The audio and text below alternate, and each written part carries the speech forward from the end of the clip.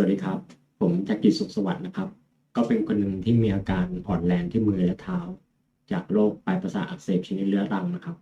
หรือที่เรียกสั้นๆว่า CIDP นะครับโรค CIDP นี้เนี่ยมีอัตราการเกิดที่ต่ำอยู่ที่ประมาณ100,000ต่อ1 คนนะครับแล้วก็วิธีการรักษาและเป็นผลที่ต่างกันในแต่ละคนนะครับก็ผมจะทำคลิปนี้ขึ้นมาเพื่อที่จะมาแชร์ประสบการณ์ อาการที่เกิดของโรคนะครับแนวทางการรักษาที่ผมได้รับแล้วก็จะเน้นหนักไปที่เรื่องการฟื้นฟูนะครับก็ผมทำอาชีพเป็นวิศวกรนะครับอายุ39ปีผมเองเป็นคนที่ไม่มีโรคประจำตัวใดๆนะครับแต่ตอนแรกเนี่ยอาการเริ่มชาที่ปลายนิ้วเท้าทั้งสองข้างก่อนก็ชาตลอดเวลานะครับ ก็เริ่มต้นที่พอผ่านไปสักประมาณเดือนหนึ่งก็ยังมีอาการชาที่ปลายนิ้วเท้าอยู่ปรึกษาคุณหมอตั้งแต่เดือนธันวานะครับก็คิดว่าน่าจะเป็นโรคเหน็บชาปกติก็ได้ทานวิตามินบีมาพอผ่านไปจนผ่านมกราผ่านธันวามกราไปแล้วเนี่ยอาการก็ยังไม่ดีขึ้นนะครับจนไปถึงเดือนมกราเริ่มมีอาการชามากขึ้นไปจนถึงเกือบถึง1 ตะตุ่มนะครับเป็นเท่ากันทั้งสองฝั่งอาการชาแล้วก็เป็นตลอดเวลาก็ยังไม่ดีขึ้นก็ยังทานวิตามินบีมาต่อเนื่องนะครับทานหลังอาหารเท่าที่จำได้รู้สึกจะวันละ3 ครั้งนะครับเช้ากลางวันเย็นนะครับพอหลังจากนั้นเนี่ยพอมาเดือนกุมภาอาการก็ยังไม่ดีขึ้นแต่ก็ยังมีอาการชามากขึ้นที่ปลายนิ้วมือนะครับปลายนิ้วมือมีอาการชามากขึ้นทั้งสองข้างทุกๆนิ้วนะครับ แล้วก็เริ่มรู้สึกว่าที่เท้าเนี่ยเราชาจนทั่วฝ่าเท้าแล้วก็การเดินของเรารู้สึกช้าลงแต่ที่สำคัญตอนนั้นวิ่งไม่ได้นะครับวิ่งวิ่งแล้วรู้สึกเหมือนแบบเหมือนเราวิ่งอยู่ในบ่อโคลนนะครับจะพยายามจะก้าวแต่แบบขามันไม่ไปขามันเป็นเดินแทนครับแล้วก็ตอนเดือนมีนาก็อาการก็ยังมากขึ้นนะครับจากที่ทานวิตามินบีไปร่วม3 เดือนครับก็เริ่มหาข้อมูลแล้วว่าเราเป็นอะไรเงี้ยก็แล้วก็ปรึกษาคุณหมอก็ให้ตรวจอย่างอื่นเพิ่มนะครับก็จะมีตรวจ NCV เป็นการตรวจการตอบสนองของเส้นประสาทแล้วก็กล้ามเนื้อนะครับเพราะว่าตอนนั้นเริ่มรู้สึกว่าเราเดินช้าลงเข้าไปอีกนะที่สำคัญก็ยังวิ่งไม่ได้อยู่นะครับก็เอ่อจะบางครั้งเนี่ยจะมีความรู้สึกเหมือนมีไฟฟ้าไปวิ่งอยู่ตามฝ่าเท้านะครับจะมีการเจ็บแป๊บๆจะบอกช่วงเวลาไม่ได้แต่ก็จะมีอาการตอนนั้นก็จะมาเป็นลูกๆนะครับก็จะมาประมาณ5 วินาที6 วินาทีมาแล้วก็หายไปครับก็คุณหมอก็ตรวจ NCV แล้วก็ตรวจทั่วๆไปนะครับเช่นการทรงตัวการเดินนะครับท่าทางการเดินการทรงตัวมีโอนเอ็นไหมแล้วก็การรับรู้ความรู้สึกก็จะเอาพวกไม้จิ้มฟันมาอ่าจิ้มแตะที่ตรงปลายนิ้วเท้าปลายนิ้วมือนะครับถามว่ารู้สึกไหมแล้วก็จับนิ้วเท้านะครับจับดัดขึ้นดัดลงถามว่าตอนนี้ขึ้นหรือลงอะไรพวกเนี้ยนะฮะถามว่าคือทิศทางของนิ้วเท้าแต่ละอย่างรู้สึกไหม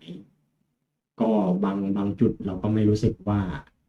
จับนิ้วเท้าอยู่แล้วก็เอาขึ้นหรือลงอยู่นะฮะไม่แน่ใจว่าเอาขึ้นหรือเอาลงนะครับ ก็แล้วก็ที่ตอนนั้นก็จะมีการทดสอบการยืนแล้วก็หลับตาผมยืนตรงๆแล้วก็หลับตาพอหลับตาก็เริ่มรู้สึกว่าตัวมีการเอนนะครับคุณหมอก็เลยสันนิษฐานว่าเป็นโรคเป็นปลายประสาทอักเสบแต่คิดว่าเป็นชนิดเฉียบพลันก็เรียกสั้นๆว่า GBS นะครับหรือว่ากิลัมเบเล่ครับ ก็โรค GBS หรือว่า CIDP ที่ผมเป็นเนี่ย จริงๆลักษณะมันคล้ายๆกันแต่อยู่ที่ว่า GBS เนี่ยหรือกิลัมเบเล่เนี่ยก็จะมีอาการอ่อนแรงหรือออกอาการที่เร็วนะครับเป็นลักษณะเฉียบพลันแต่ลักษณะของ CIDP ก็จะเป็นอาการที่ว่าค่อยๆเป็นค่อยๆไปค่อยๆสุดลงนะครับก็มีการตรวจ NTV เสร็จปุ๊บสันนิษฐานว่าเป็นกิลัมเบเล่แล้วก็ผมก็ได้ยาชนิดสเตียรอยด์นะครับเป็นยาลดการอักเสบของเส้นประสาทมาทานเพิ่มนะครับก็ทานวิตามินบีไปด้วยแล้วก็สเตียรอยด์ไปด้วยชนิดเม็ดเอาที่จำได้รู้สึกจะทานไม่เยอะครับวันละประมาณ10 หรือ 20 มิลลิกรัมวันละเม็ดหรือ2 เม็ดเนี่ยแหละฮะเช้าเย็นก็เนื่องจากที่ว่าโรคนี้เนี่ยเกิดจากที่ว่าภูมิคุ้มกันของเราเข้าใจผิดว่าเส้นประสาทเป็นเชื้อโรคนะครับก็เลยไปทำการทำลายเส้นประสาทส่วนปลายก็คือส่วนปลายเท้าปลายมือพวกนี้นะครับเมื่อมีการทำลายแล้วเนี่ยลักษณะเส้นประสาทจะเป็นเหมือนสายไฟที่อยู่ในร่างกายนะครับจะทำหน้าที่ช่วยส่งผ่านสัญญาณก็เวลาที่เราต้องการจะเดินหรือวิ่งหรือทำอะไรหยิบจับอะไรต่างๆเนี่ยจะได้มาจากการสั่งการจากสมองนะครับสมองก็จะสั่งการส่งผ่านมาที่ไขสันหลังนะครับแล้วก็ไขสันหลังก็จะกระจายสัญญาณไฟฟ้าส่งไปที่ปลายประสาทครับต้องการจะเดินก็สมองก็สั่งการตรงมาที่ตรงไขสันหลังก่อนแล้วก็ส่งไปที่เท้าทั้งสองข้างให้มีสเต็ปการเดินนะครับแต่ในเมื่อถ้าเส้นประสาทมีการอักเสบเส้นประสาทก็จะมีลักษณะเป็นปลอกหุ้มอยู่นะครับถ้ามีการอักเสบปลอกตัวนั้นก็จะสลายออกไปทำให้สัญญาณการส่งจากสมองไปใส่ไขสันหลังไปถูเส้นปลายเส้นประสาทนะครับขาดหายไปหรือสเปซปาออกไปก็เลยไม่มีการขยับตัวและเมื่อไม่มีการขยับตัวก็จะเกิดการอ่อนแรงที่มือและเท้านะครับย้อนไปที่เดือนผ่านมีนาไปแล้วพอคราวนี้ไปเมษาปี2020ก็ช่วงนั้นโควิดระบาดเยอะพอดีนะครับตอนนั้นผมก็อาการก็ยังไม่ดีขึ้นจากมีนาที่ทานเพนิซิลลินเป็นยาสเตียรอยด์ไปนะครับก็คุณหมอก็เลยตรวจสอบเพิ่มเติมเรื่องการเดินการอะไรพวกนี้นะครับยังเดินยังเดินเป็นยังไงบ้างแต่ตอนนั้นรู้สึกว่าเดินช้าลงมากจากเดินได้100%ลดลงเหลือประมาณ50%ครับแล้วก็คุณหมอก็ตรวจดูว่าเวลาเดินต่อเท้าได้ไหมนะครับแล้วก็เรี่ยวแรงการต้านการออกแรงต่างๆมาทำได้ไหมนะครับตอนนั้นจริงๆทุกอย่างนะสามารถทำได้กระดกนิ้วเท้าได้ข้อเท้าอะไรได้มืออะไรหยิบจับอะไรได้นะครับแต่จะสังเกตได้ชัดเจนตรงที่ว่าเวลาเราเดินเราจะเดินช้าลงเดินได้ทีละก้าวนะครับก็ช้าลงประมาณ50% ได้นะครับหมอก็เลยให้แอดมิดที่โรงพยาบาลแล้วก็มีการเจาะน้ำไขสันหลังเพื่อไปตรวจนะครับพอเจาะเสร็จปุ๊บก็พบเลยว่าเจอปัญหาที่น้ำไขสันหลังนะครับเท่าที่จำได้ก็มีรีพอร์ตแจ้งมาว่าน้ำไขสันหลังจะมีค่าโปรตีนอยู่สูงนะครับปกติจะอยู่ที่ประมาณ100 กว่าแต่ตอนนั้นค่าโปรตีนอยู่ที่ประมาณ480นะครับก็คุณหมอได้สันนิษฐานว่าผมเป็นโรคCIDP เป็นปลายประสาทอักเสบชนิดเรื้อรังแล้วก็ลักษณะยาที่ทานก็คือยาสเตียรอยด์ที่เป็นชื่อว่าเพนิซิลลินนะครับก็จำนวนปริมาณน้อยไปครับก็ตอนนั้นก็เลยแอดมิทที่โรงพยาบาลนอนอยู่5 วันก็ให้ยาไอเพนิซิลลินยาสเตียรอยด์เหมือนกันแต่ให้ทางสายเลือดนะครับก็เป็นยา IVMP ตอนนั้นให้มาวันละ1,000 มิลลิกรัมต่อเนื่อง5 วันนะครับเนี่ยก็หมอแผนให้ว่าต้องให้ต่อเนื่องอีกจนครบ6 เดือนนะครับเดือนละ3 วันก็วันละ1,000 มิลลิกรัม คือให้ทางสายเลือดนะครับต่อเนื่องจบที่เดือนเมษาให้ยาครบ5 วันเสร็จอาการก็ยังรู้สึกว่าเท่าเดิมอาการชาเหมือนเดิมนะครับแต่ก็ยังมีแรงที่จะเดินได้หยิบจับของอะไรได้ปกติเดินขึ้นบันไดได้อ่านั่งยองๆที่พื้นแล้วก็ลุกขึ้นมายืนยังทำได้อยู่ครับ ก็พอจบการให้ยาในเดือนเมษากลับมาบ้านก็ตอนนั้นเริ่มหยุดงานแล้วอ่าหยุดได้พอหลังจากให้ยามา2 วันก็มีอาการสิวขึ้นที่บริเวณหลังนะครับทั่วหลังเลยแล้วก็ที่หน้านะครับก็คุณหมอก็ให้ทายาแก้สิวอะไรต่างๆหายไปเองนะครับจากนั้นเดือนพฤษภาคมเนี่ยก็อาการก็ยังไม่ค่อยดีขึ้นนะครับแต่ก็ยังพอเดินอะไรได้อยู่นะครับ ตอนนั้นก็การให้ยารอบที่2ยา IVMP รอบที่2นะครับแผนคือต้องให้วันละ1,000 มิลลิกรัมต่อเนื่อง3 วันพอให้ยาครบวันที่3ปุ๊บรู้สึกได้เลยว่ามีอาการอ่อนแรงที่ข้อมือมากขึ้นนะครับชัดเจนเลยเพราะว่าสังเกตจากที่ว่าปกติเราจะเวลานอนให้ยาอยู่ที่เตียงที่โรงพยาบาลนะครับเวลาเราจะไปไหนมาไหนฮะเราจะปลดล็อกเตียงด้วยมือตัวเราเองได้ แต่คราวเนี้ยมันปลดล็อกไม่ได้นะครับรู้สึกเลยว่าข้อมืออ่อนแรงนะครับแล้วก็ที่ปลายเท้าก็เริ่มรู้สึกว่าขาที่นิ้วเท้าอะมันกระดิกได้น้อยลงนะครับแล้วก็ข้อเท้ารู้สึกอ่อนลงเหยียดข้อเท้าอะไรได้ไม่เต็มที่ครับคือให้ยาแล้วยังอ่อนแรงอยู่แสดงว่ายา IVNP เนี่ยไม่ได้ผลนะครับก็แผนให้อีกสเต็ปหนึ่งก็คือจะเป็นยา IVIG นะครับ เป็นยาฮีโมโกลบินนะครับที่ได้จากการสกัดของน้ำเหลืองของผู้ที่ให้บริจาคครับก็แผนก็คือให้ยา IVIG ต่อเนื่องอีก3 เดือนเดือนละ5 วันนะครับก็เริ่มให้ตั้งแต่เดือนมิถุนายนนะครับมิถุนาปี2020พอให้เดือนมิถุนาปี2020ตอนนั้นก็อาการก็ยังไม่ดีขึ้นนะครับ ตอนนั้นก็ให้ยาไปด้วยแล้วก็ทำกายภาพบำบัดไปด้วยแล้วก็กลับมาฝึกต่อที่บ้านอาการก็ยังไม่ดีขึ้นจนเดินยากขึ้นแต่ก็อย่าใช้เป็นลักษณะฝึกเดินโดยใช้ตัวไตรพอดเคนก็คือตัวไม้เท้าที่เป็น3 ขานะครับส่วนมือก็ยังใช้การพอได้นะครับยังหยิบจับของได้ก็หยิบจับของหนักๆไม่ได้อย่างจับค้อนมาต่อตะปูอะไรเงี้ยจะไม่ค่อยได้แล้วเพราะว่าข้อมือเริ่มอ่อน ปกติจะเป็นช่างประจำบ้านนะครับดูอะไรได้แล้วก็ใช้สว่านเจาะผนังอะไรพวกเนี้ยก็ตอนนั้นจับมือเดียวไม่ได้แล้วถ้าจะเจาะผนังต้องใช้2 มือจับครับปกติจะใช้มือเดียวจับแล้วก็เจาะก็รู้สึกได้ว่าแรงมันตกเยอะท้อเหมือนกันเดือนเมษาพฤษภามิถุนามิถุนาให้ IVIG กรกฎาก็แผนให้ IVIG อีกปุ๊บแล้วก็ทำกายภาพที่บ้าน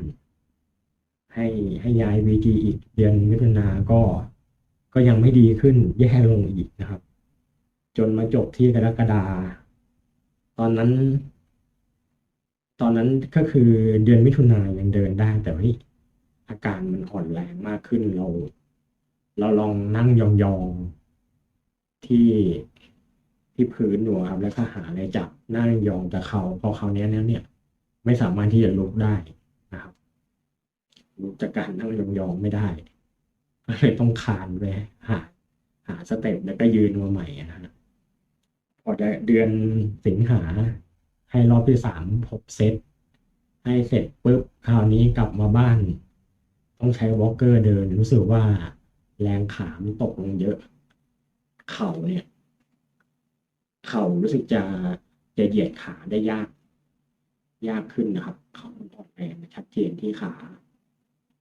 ตอนนั้นก็เลยใช้วอล์กเกอร์ในการเดินนะครับเปลี่ยนจากขา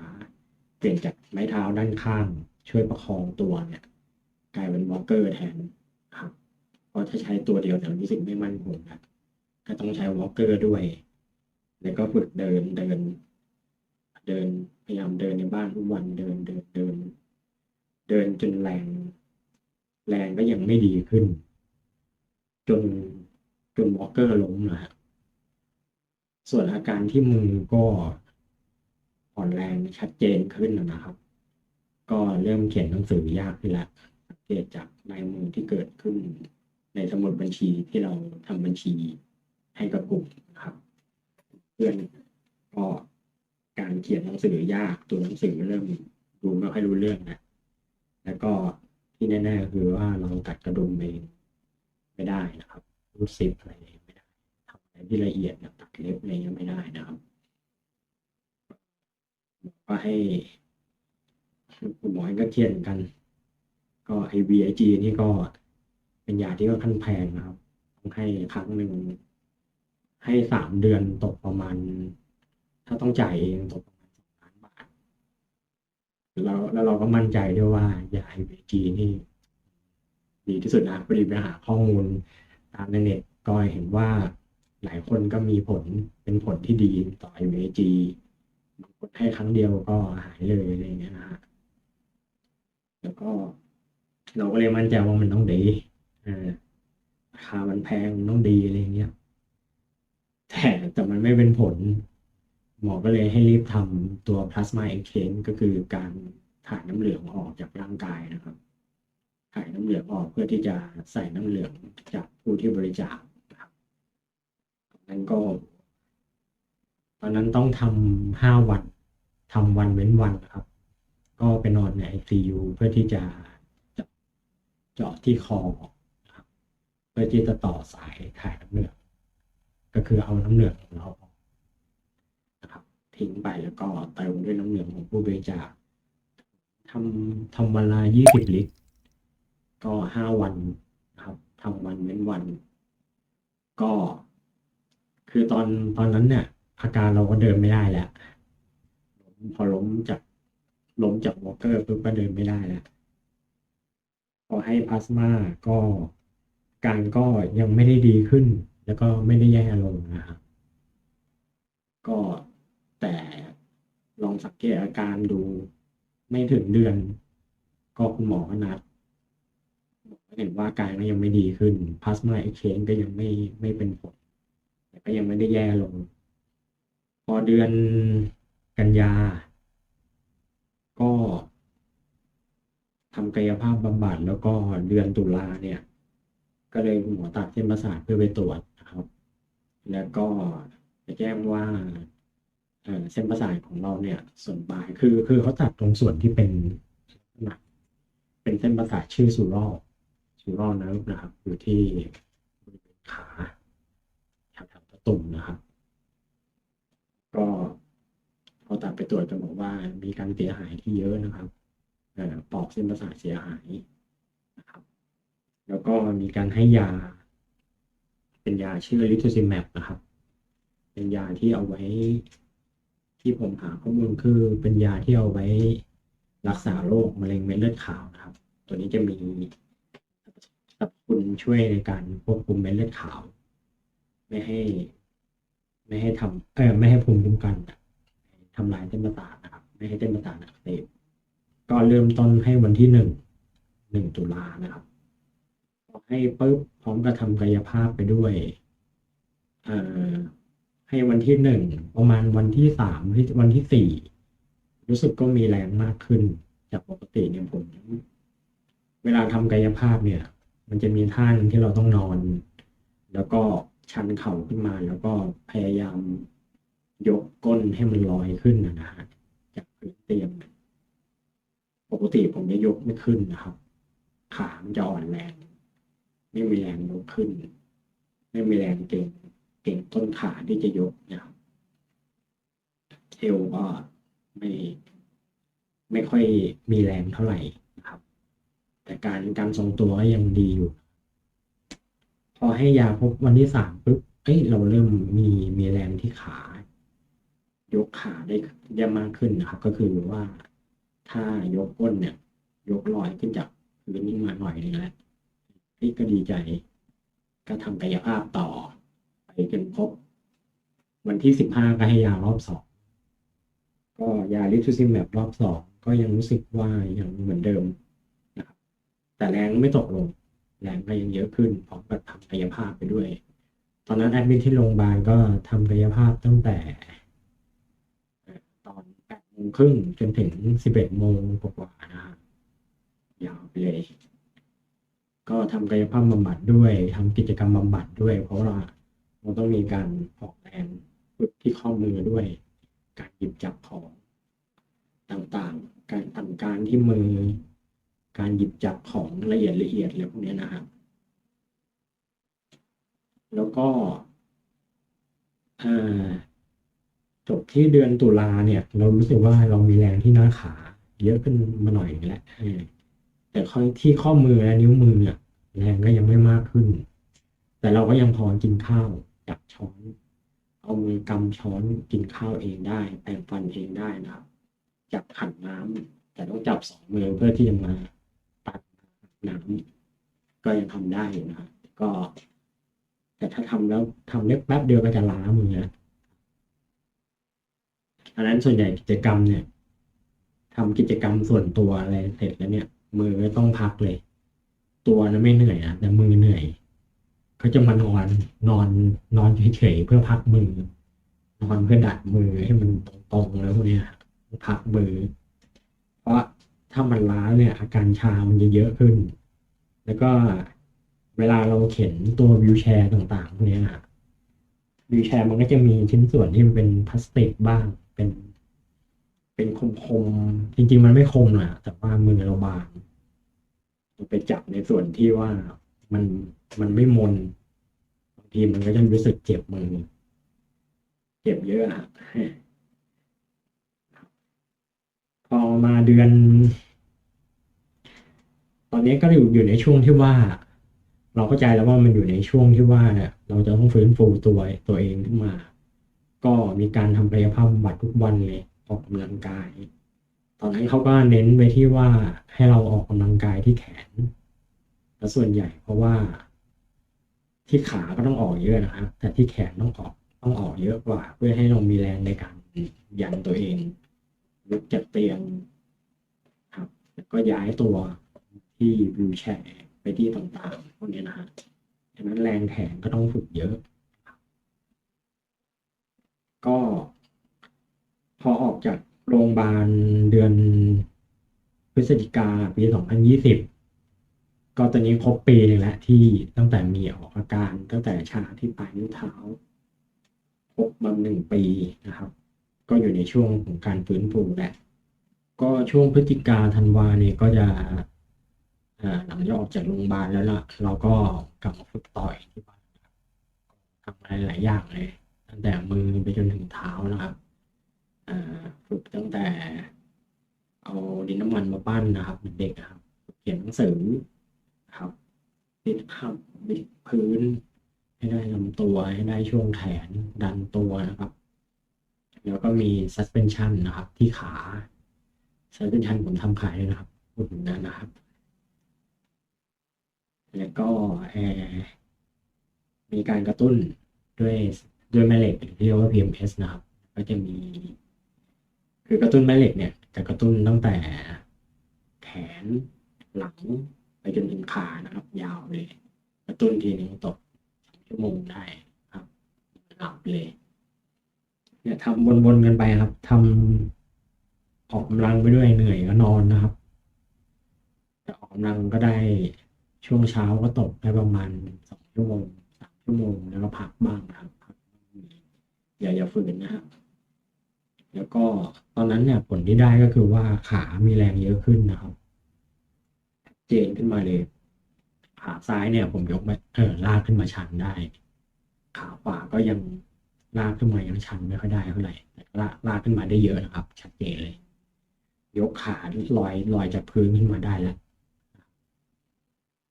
แต่ยังเตะขาเหยียดขาออกไปไม่ได้นะฮะ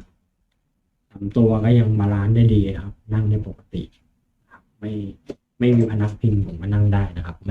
ม่โอนเอ็นไปไหนนะครับตัวยังดีอยู่แต่ ที่มือที่ข้อมือยังไม่ดีขึ้นนะครับไม่ชัดเจนก็มีปรึกษาคุณหมออะไรก็คุณหมอบอกว่าการฟื้นฟูเนี่ยมันจะดีไปตั้งแต่ช่วงต้นขาไปจนถึงปลายขาแล้วก็จะมาดีที่มือเป็นดับสุดท้ายนะครับก็ตอนนั้นก็เราก็ไม่แปลกใจอะไรพอเดือนมกราผมก็ปรับแผนการฝึกนิดหน่อยนะครับก็คือตอนนั้นเนี่ยพอดีทำตัวรถฝึกยืนฝึกยืนฝึกเดินขึ้นมานะครับให้เพื่อนช่วยทำก็เลยตัดบางกิจกรรมออกจากพวกการฝึกคลานฝึกยืนบนเข่าในย่อตัวเนี่ยก็จะตัดออกให้เป็นการฝึกการเดินบนรถนะครับก็พอฝึกการเดินฝึกการยืนทำได้นานมากขึ้นในเดือนมกราครับก็เริ่มรู้สึกว่าแรงขาดีขึ้นแต่กิจกรรมอื่นก็ยังทำเหมือนเดิมนะครับจักรยานอะไรก็ต้องทำควบคู่กันไปเหมือนเดิมครับเพราะตอนนั้นเนี่ยที่ว่าเราฝึกยืนฝึกเดินได้เป็นเพราะว่าแรงเข่าเราก็จะล็อกได้แล้วก็ผมไปทำตัวเบรสที่ขานะครับก็คือตัวที่เรียกว่า AFO นะครับไปช่วยไม่ให้ข้อเท้ามันตกนะครับก็ขามีแรงมากขึ้นได้ยืนได้เดินนะครับแล้วก็พอมาเดือนกุมภาแล้วเนี่ยการกระตุ้นก็ยังทำอยู่นะฮะกิจกรรมอะไรยังทำอยู่ทุกอย่างนะครับก็จะตัดของบางอย่างตามตารางที่ได้เห็นนะฮะแล้วก็การกระตุ้นที่มือก็เหมือนมีการเปลี่ยนแผนว่าที่จากกระตุ้นแม่เหล็กที่แขนเนี่ยเปลี่ยนเป็นกระตุ้นไฟฟ้าก็เวลากระตุ้นไฟฟ้ามือมันก็จะสะดุ้งขึ้นนะที่ข้อมือสะดุ้งแต่สะดุ้งเร็วกว่าที่ผมทำเนี่ยนะครับ แล้วก็เริ่มได้ฝึกเดินวอล์กเกอร์แล้วแรงขาก็มากขึ้นชันเข่าได้สองข้างแล้วยกก้นนี้สบายๆนะครับฝึกการช่วยเหลือตัวเองมากขึ้นนะครับมีการย้ายตัวไปในที่ต่างๆเข้าห้องน้ำการขึ้นรถเองแล้วพวกนี้นะครับก็เริ่มรู้สึกว่าแรงคือแรงแขนก็ยังเยอะอยู่แต่ข้อมืออาจจะน้อยอยู่นะครับหยิบจับยังกำอะไรได้เดินบนวอล์กเกอร์ได้นะครับแล้วก็ ขึ้นรถขึ้นรถก็เริ่มรู้สึกว่าแรงเข่าพอจะช่วยในการย้ายตัวแล้วก็ยันตัวคือใช้มือยันก่อนแล้วก็ใช้ช่วงเข่าช่วงขาในการผลักส่งตามไปอีกหน่อยนึงนะครับตอนนั้นก็ดีขึ้นนะฮะแต่ก็ยังเดินบนวอล์กเกอร์บนทางเรียบปกติทางขรุขระก็ยังไม่ค่อยได้นะฮะก็คือกลัวที่จะล้ม ก็ในเดือนมีนาเนี่ยผมก็จะมีแผนต่อก็คือจะเป็นการฝึกเดินวอล์กเกอร์เยอะหน่อยปั่นจักรยานเยอะหน่อยนะฮะแล้วก็ที่สำคัญเลยคือช่วงที่ผ่านมาเนี่ยช่วงมกรากุมภาน้ำหนักผมจะขึ้นประมาณเดือนละโลได้แล้วก็จะพยายามออกกำลังให้มากขึ้นนะครับแต่ก็เอาเท่าที่ไหวก็ทานอะไรก็ยังทานเหมือนเดิมนะครับยังทานอะไรที่มีประโยชน์ ที่มีประโยชน์นี่หมายถึงว่าก็คือทานอาหารที่ครบห้าหมู่นะง่ายๆเลยแต่ว่าต้องเป็นอาหารที่ปรุงสุกใหม่ๆจะดีที่สุดนะครับเพราะว่าหลังจากที่ได้รับยาไปแล้วเนี่ยการของภูมิคุ้มกันของเรามันก็จะน้อยลงนะครับก็อาจจะติดเชื้อได้ง่ายก็ยังไงช่วยติดตามคลิปของผมด้วยนะครับในเดือนถัดไปผมก็จะมีแผนการฟื้นฟูในการเดินให้มากขึ้นครับใช้วอล์กเกอร์เยอะขึ้นครับแล้วก็พยายามจะเดินขึ้นสเต็ปให้ได้ก็ขอเป็นกำลังใจให้ผมด้วยนะครับ